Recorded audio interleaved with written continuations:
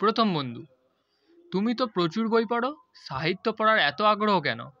তৃতীয় বন্ধু, কারণ সাহিত্য আমাদের মননশীলতা বাড়ায়, চিন্তাভাবনা গভীর করে এবং জীবনকে সুন্দরভাবে দেখতে শেখায়।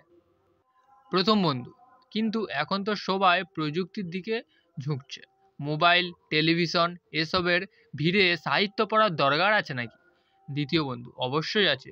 প্রযুক্তি আমাদের বিনোদন দেয়, কিন্তু সাহিত্য আমাদের আত্মার খোরাক জোগায়, নৈতিকতা শেখায়।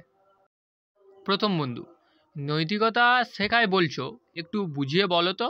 দ্বিতীয় বন্ধু, সাহিত্য আমাদের ন্যায় অন্যায় ভালো মন্দের পার্থক্য বোঝায়। তুমি রবীন্দ্রনাথ, নজরুল, শরৎচন্দ্রের লেখা পড়লে দেখবে তারা মানবতাবোধ আর নীতিবোধ জাগ্রত করতে কত কিছু লিখেছেন। প্রথম বন্ধু, কিন্তু শুধু নৈতিকতা থাকলে তো হয় না, বাস্তব জীবনে কি সাহিত্য কোনো কাজে লাগে?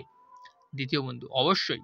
সাহিত্য আমাদের বিশ্লেষণ ক্ষমতা বাড়ায়, কল্পনা শক্তি বৃদ্ধি করে, ভাষার দক্ষতা বাড়ায়, যা পড়াশোনা বা পেশাগত জীবনে খুব কাজে লাগে।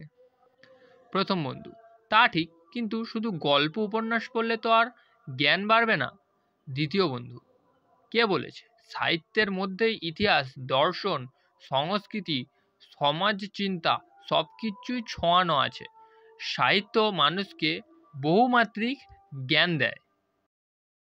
প্রথম বন্ধু, বাহ, তুমি তো খুব সুন্দর ব্যাখ্যা দিচ্ছ, কিন্তু বলো তো, সাহিত্য কি শুধু বিনোদনদের জন্য পড়া উচিত?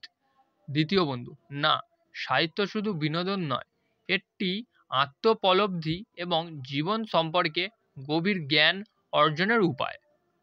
প্রথম বন্ধু, শুনে তো মনে হচ্ছে আমি অনেক কিছু মিস করছি। আজ থেকে সাহিত্য পড়ার অভ্যাস গড়ে তুলব। দ্বিতীয় বন্ধু, খুব ভালো কথা। সাহিত্যের জগতে একবার প্রবেশ করলে তুমি নতুন এক পৃথিবীর সন্ধান পাবে।